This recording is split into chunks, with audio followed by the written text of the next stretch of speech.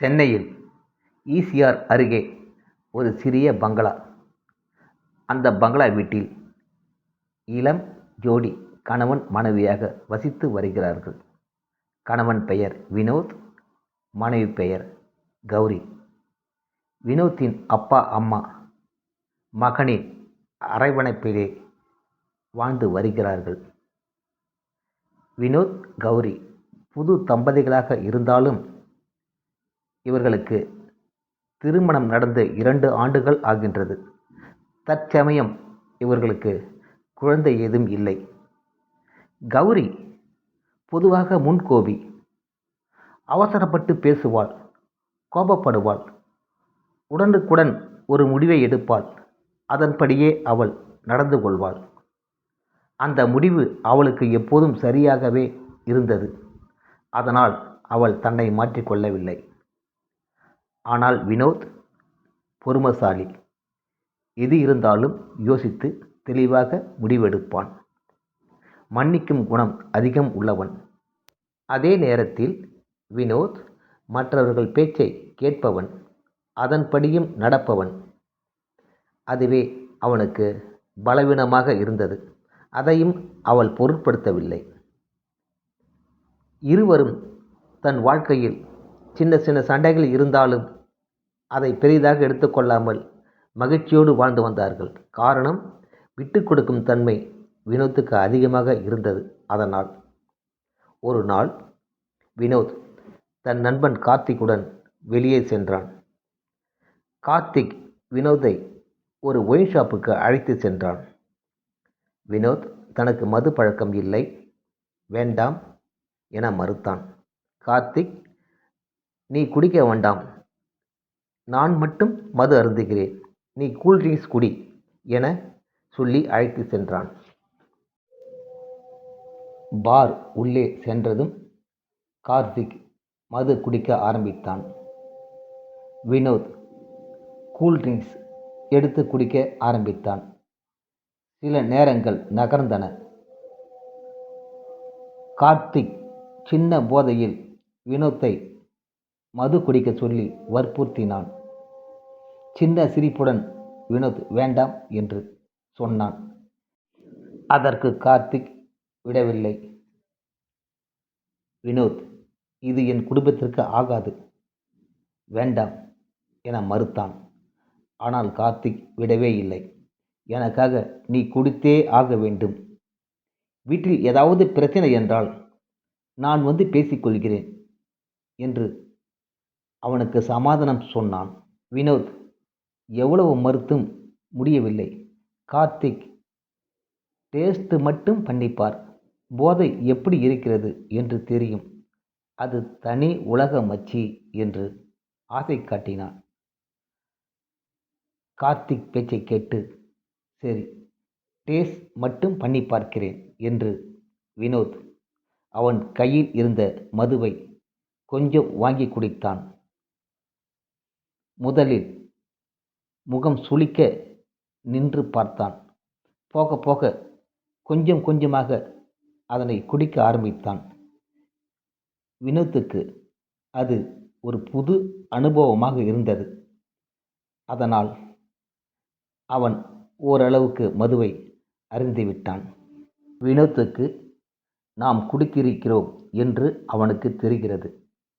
இருந்தாலும் எதையும் காட்டிக்கொள்ளாமல் தன் வீட்டிற்கு வந்தான். ஹாலில் கௌரி காஃபி குடித்து கொண்டிருந்தாள். கணவனை பார்த்து அன்புடன் ஒரு சின்ன சிரிப்பு அவள் சிரித்தாள். ஆனால் மாறாக வினோத் சின்ன சிரிப்புடன் உள்ளே சென்று வாயை பல முறை வாஷ் பேஷனில் கொப்பளிக்க ஆரம்பித்தான். அவள் யோசித்தாள், தினமும் வேலை விட்டு வரும் தன் கணவன் நம்மை பார்த்து சிரிப்பான், அன்பாக பேசுவான், சின்ன சிலுமிசம் செய்வான், எதையும் செய்யாமல் இப்படி ஒளிந்து ஒளிந்து சென்றானே என்று அவள் மனம் அவளை கேள்வி கேட்க ஆரம்பித்தது. உடனே அவள் காஃபியுடன் தன் கணவன் அருகே சென்று, இந்த காஃபியை குடிங்கள் என்றாள். அவன் மீண்டும் கௌரியிடமிருந்து விலக ஆரம்பித்தான். அவள் மீண்டும் தன் கணவன் அருகே சென்றான். அவன் மீது ஏதோ கெட்ட நாற்றம் அடித்தது. உடனே கௌரி அவன் முகத்து அருகே சென்று முகர்ந்து பார்த்தாள். அவன் மீது ஆல்கஹால் நாற்றம் அடித்தது. அவள் புரிந்து கொண்டாள். இவன் குடித்திருக்கிறான் என்பதை உணர்ந்த அவள் சத்தம் போட ஆரம்பித்தாள். கடுமையாக கணவனை சட்டையை பிடித்து சண்டை செய்ய ஆரம்பித்தாள். இத்தனை நாட்கள் மனைவி கோபப்பட்டால் அடங்கி போகும் வினோத் இன்று புதுமையாக அவனுக்கு அனுபவம் வந்தது. அதனால் மனைவியிடம் அவன் எதிர்த்து பேச ஆரம்பித்தான். ஆமாண்டி, குடிப்பேன். என்ன உன் அப்பனா காசு கொடுத்தான்? ஏன் காசு குடிப்பேன். இதை கேட்டதும் கௌரி வினோத்தை ஒரு அறை அரைந்து அவன் தலைமுடியை பிடித்து கீழே தள்ளி எட்டி எட்டி உதைத்தாள். வெகு கோபம் கொண்ட வினோத் எழுந்தான். மனைவியை பலார் பலார் என்ற கன்னத்தில் அரைந்தான். சத்தமாக, நாய, என்னையே அடிக்கிறியா? நான் உனக்கு தாலி கட்டினவண்டி, என்னையே அடிக்கிறியா? வெளியே போடி, வெளியே போடி என்று சத்தம் போட்டான். அவள் புரியாமல் பார்த்தாள். இதுவரை எதிர்த்து பேசாத கணவன் இப்போது வெளியே போடி என்று கூறுகிறானே என்று அமைதியாக நின்றாள். மேலும் வினோத் தன் மனைவியை பார்த்து, நான் குடிப்பண்டி, கூத்தியா வச்சுக்கொண்டி, இதெல்லாம் நீ கேட்கக்கூடாது, வெளியே போடி என்று கத்தினான். ஒன்றும் புரியாமல் கௌரி, அத்தை அத்தை, மாமா மாமா என்று வினோத்தின் அப்பா அம்மாவை அழைத்தாள். அவர்கள் மாடியில் இருந்து ஓடி வந்தார்கள். அவள் நடந்ததை கூறினாள். வினோத்தின் அப்பா அம்மா மகனை திட்டினார்கள். இது என்னடா புது பழக்கம்? தன்னை அடித்து விட்டதாக கௌரி சொல்லி அழுதாள். அப்பா மகனை ஒரு அறை விட்டார். பொண்டாட்டி அடிக்கிறவன் ஆம்பளை இல்லடா, ஒரு மிருகம். ஒரு பொண்டாட்டியை புரிஞ்சிக்க தெரியாத மனுஷனாக இருக்கிற என்று அவனை மீண்டும் சட்டையை பிடிக்க ஆரம்பித்தார். பிறகு அப்பா அம்மாவை கடுமையாக எச்சரித்தாள். நீங்கள் ஒழுங்காக உட்காருங்க. ஏய், நீ இப்போவே வெளியே கிளம்பு. என் அப்பா அம்மாவையே மூட்டி விட்டுட்டியா? ஏய், நீ கிளம்புடி, நீ இப்போ கிளம்பு என்று மனைவியை கழுத்தை பிடித்து வெளியே தள்ள ஆரம்பித்தான். அவளும் தன்னுடைய ஆடைகளை எடுத்துக்கொண்டு, செல்கிறேன், நான் இப்பயே போகிறேன் என்று அவள் வீட்டு அறை உள்ளே சென்றாள். கௌரி சென்றதும் அவள் பின்னாடியே வினோத் அப்பா அம்மா இருவரும் உள்ளே சென்றார்கள். கௌரியின் கையை பிடித்து கொண்டு, அவன்தான் ஏதோ போதையில் உளறுகிறான், கண்டபடி பேசுகிறான், நீ அதன்படி நடந்து கொள்ள வேண்டாம், தயவுசெய்து நான் சொல்வதை கேளுமா, நான் உன் மாமனா சொல்லலை, அப்பாவா சொல்கிறேன், அவனுக்கு போதை தெளிஞ்ச பிறகு நீ உன் முடிவை எடு, நீ எந்த முடிவு எடுத்தாலும் உனக்கு அது சரியாக படும், இந்த வாட்டி என் பேச்சை கேளு, நீ காலையில் போமா, நான் வேறு ஒன்றும் சொல்லலை என்று கெஞ்சினார். மாமன் பேச்சை கேட்டு அவள் காலையில் போவதாக ஒத்துக்கொண்டாள். பொழுது விடிந்தது. வினோத் எழுந்து மனைவியை பார்த்தான். மனைவி அங்கு இல்லை. வாயை கொப்பளித்து கொண்டு ஹாலுக்கு வந்தான். ஹாலில் கௌரி தன் பெட்டி படுக்கையுடன் வீட்டுக்கு செல்ல தயாராக அமர்ந்திருந்தாள். அருகில் வினோத் அப்பா அம்மா சோகமான நிலையில் நின்று கொண்டிருந்தார்கள். இதை பார்த்த வினோத் மனைவி அருகே சென்று, சாரி கௌரி, தெரியாமல் நடந்து போச்சு என்றான். உடனே அவள் எழுந்து, இது தெரியாமல் நடக்கல, தெரிஞ்சுதான் நடந்திருக்குது,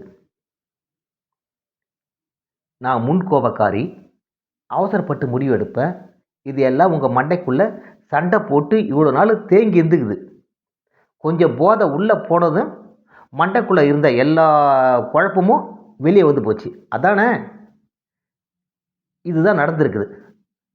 ஓகே, நான் என்னை மாற்றிக்க மாட்டேன். நான் இப்படி தான் இருப்பேன். நீங்கள் தான் மாறணும். மாறினா மாறுங்க, இல்லாட்டா என்னை விடுங்க என்று அவள் பெட்டியை தூக்கி கொண்டு நடந்தாள். வினோத்தின் அப்பா அம்மா மகனை பார்த்து 4 வார்த்தை நறுக்கென்று கேட்டுவிட்டு, இனிமேலாவது அந்த குடிப்பழக்கத்தை விடுடா, ஒரே ஒரு நாள் குடிச்ச வீடு 2 ஆயிடுச்சு பாத்தியா என்று தலையில் அடித்து கொண்டு அவர்கள் உள்ளே சென்று விட்டார்கள். வினோத் மீண்டும் மதுக்கடையில் மது அருந்தினான்.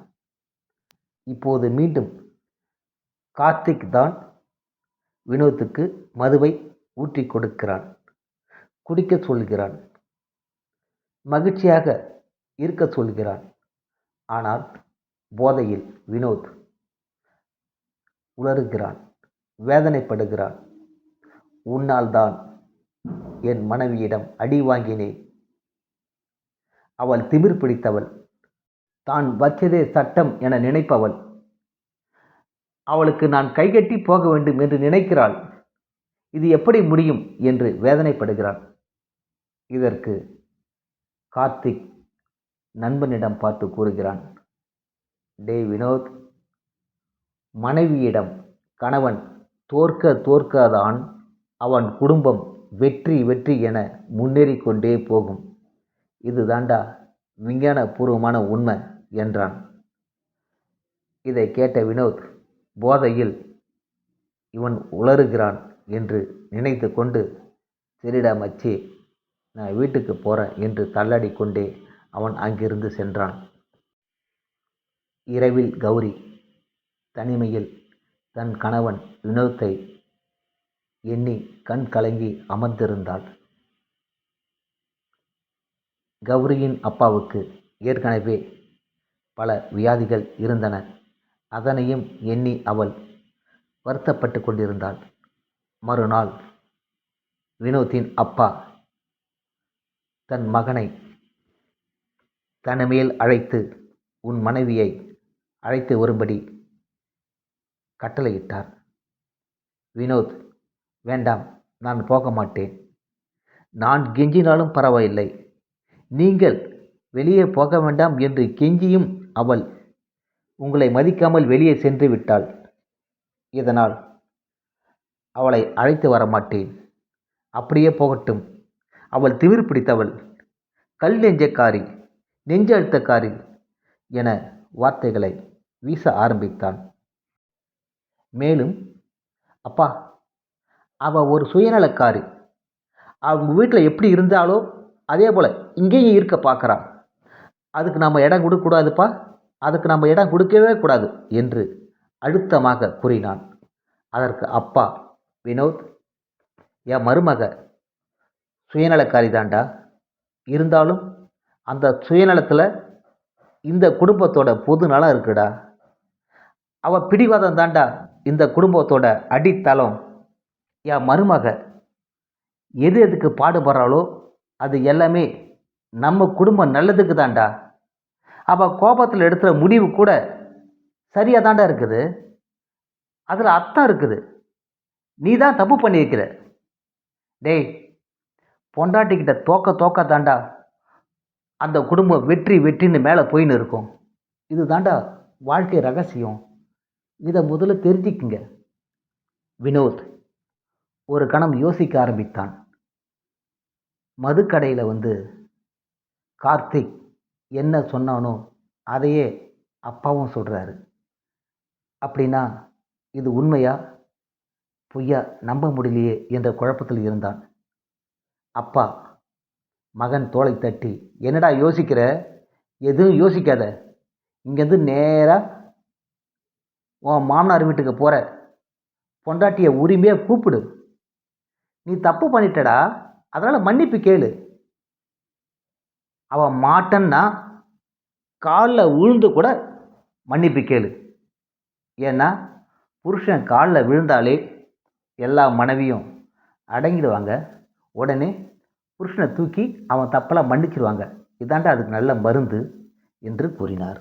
தன் அப்பா சொன்ன அதே கையோடு வினோத் தன் மனைவியை பார்க்க அவள் வீட்டிற்கு வந்தான். அவள் வீட்டில் அப்பாவுக்கு உடல்நிலை சரியில்லாத காரணத்தால் உறவினர்கள் பலர் அனைவரும் அங்கே வந்திருந்தார்கள். அதே நேரத்தில் கௌரி அங்கே இருந்ததால் அவள் நிலையை எண்ணியும் வருத்தத்தில் ஆழ்ந்து இருந்தார்கள். அந்த நேரத்தில் வினோத் கௌரி வீட்டின் உள்ளே வந்தான். அவள் தன் கணவனை அங்கு எதிர்பார்க்கவில்லை. இருந்தாலும் அவள் அவனை பார்த்ததும் தன் முகத்தை திருப்பிக் கொண்டாள். வினோத் தன் மனைவி அருகே சென்றான். நான் செய்தது தவறுதான், என்னை மன்னித்து விடு. நான் உன்னை அடித்தது தவறுதான், என்னை திருப்பி அடித்துவிடு. நீதானே என்னை முதலில் அடித்தாய் என்று அன்பாக அவளிடம் சண்டை செய்தான். அவள் மீண்டும் அவனை முறைக்க, வேண்டாம் வேண்டாம், இனி நான் ஒன்றும் பேச மாட்டேன். நீ வந்தால் போதும், நீ இல்லாமல் என்னால் இருக்க முடியாது என்று கண் கலங்கினான். இதனை அருகில் இருந்து பார்த்த கௌரியின் அப்பா அம்மா மனம் நெகிழ்ந்து தன் மகள் அருகே சென்று, உன் கணவனை வீட்டின் உள்ளே அழைத்து போ என்று அவள் காதோரம் கூறினார்கள். அவள் அப்பா அம்மாவை யாரையும் மன்னிக்க முடியாது, அவர் வந்த வழியை திரும்ப போக சொல்லுங்கள் என்று அவள் ஓரிடம் போய் நின்றாள். வினோத் அங்கு இருக்கும் அனைவரையும் பார்த்து கும்பிட்டாள். நான் மனதார உங்கள் அனைவரும் முன்னாடி மண்டிட்டு கேட்கிறேன், என் மனைவியை அனுப்பி வையுங்கள். நான் தவறை உணர்ந்து விட்டேன் என்று கெஞ்சினான். அவள் சங்கடத்துடன் அதனை பார்த்தாள். இருந்தாலும் அவள் மனம் இறங்கவில்லை. தன் மாமனார் காலில் விழுந்தான். நீங்கள் பெரியவங்க, உங்கள் காலில் விழுந்து கேட்குறேன், என்னை மன்னிச்சு என் பொண்டாட்டி என் கூட அனுப்பி வைங்க என்று கெஞ்சினான்.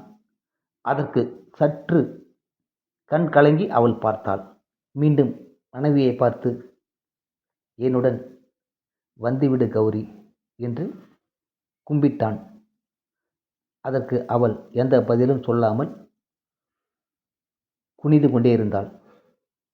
உடனே வினோத் அங்கு இருக்கும் உறவினர்கள் காலில் விழ ஆரம்பித்தான். உடனே அவள் பதட்டத்துடன் ஓடி வந்தாள். எழுந்திருங்கள் எழுந்திருங்கள் என்று தன் கணவன் காதோரம், ஏன் அவங்க காலில் விழுறீங்க, இதெல்லாம் வேணாம் வேணாம் வேணாம் என்று கணவனை தன் அறைக்கு அழைத்து கொண்டு சென்றாள்.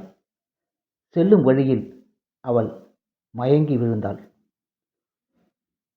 பெரிய அதிர்ச்சியுடன் வினோத் கத்தினான். கௌரி கௌரி என கத்தினான். அவள் மயக்கத்தில் தடுமாறி அவனை பார்த்தாள். உடனே மனைவியை அருகில் உள்ள மருத்துவமனைக்கு வினோத் தூக்கி சென்றான். அங்கே மருத்துவர் கௌரியை பரிசோதித்து அவள் கர்ப்பமாக இருக்கிறாள் என்று உறுதி செய்தார்கள். வினோத்துக்கு இரட்டிப்பு மகிழ்ச்சி வந்தது. தன் மனைவியை அழைத்து செல்லலாம் என்று வந்தால் குழந்தையும் அழைத்து செல்கிறோம் என்று தன் மனதுக்குள் பூரித்து கொண்டான். மகன் வருவான் என வினோத்தின் அப்பா அம்மா வீட்டு வாசலில் காத்து கொண்டிருந்தார்கள். அவர்கள் எண்ணப்படி வினோத் கௌரி இருவரும் வீட்டின் உள்ளே நுழைந்தார்கள். அப்பொழுது வினோத் அப்பா அம்மாவிடம், நாங்கள் இருவர் இங்கே வரவில்லை, 3 பேராக வந்திருக்கிறோம் என்றான். அவர்கள் புரியாமல் பார்த்து கொண்டார்கள். அப்பா அம்மா ரியாக்ஷனை புரிந்து கொண்ட வினோத் அப்பா அம்மாவிடம், அப்பா, நானும் என் மனைவியும் 2 பேர் அல்ல, உங்கள் பேர குழந்தை இவள் வயிற்றில் இருக்கிறது, நாங்கள் 3 பேர் என்றான். உடனே அப்பா அம்மா அன்போடு மகனையும் மருமகளையும் அணைத்து கொண்டு உள்ளே அழைத்து சென்றார்கள். மகிழ்ச்சியுடன் உள்ளே போகும்போது வினோத் மனைவியை பார்த்து, கௌரி, மனைவி சொல்லே மந்திரம், அவளே குடும்பத்தினை இயக்கும் இயந்திரம். இதனை நான் உள்ளுர புரிந்து கொண்டேன். ஆகவே நீ எந்த முடிவு எடுக்கிறாயோ அதுவே இந்த குடும்பத்தின் இறுதி முடிவு என்று அவளை அணைத்து கொண்டு தனி அறைக்கு சென்றான். நன்றி.